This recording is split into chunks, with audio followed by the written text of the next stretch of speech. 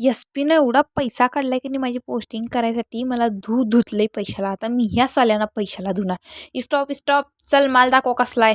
माझी कागदपत्र पूर्ण आहेत. तू माल दाखव रे कसला आहे पहिला. मग तुझी कागदपत्र घे तुझ्या पैसे मला काय फरक पडत नाही. बघू चेक करतो. अरे बापरे! ऊसाची तस्करी करायलायस. केस केली पाहिजे तुझ्यावर. नको, नको सर. मग राहू दे. पुढे जा आणि पुढे चहाच्या टपरीवाल्याला ₹500 दे.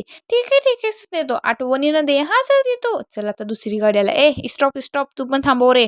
काय हो सर? गाडीतला माल दाखव कसला आहे. सर माझी कागदपत्र पूर्ण आहेत. ती तुझ्यापाशी घालून घे. तुला मला काय करायचं.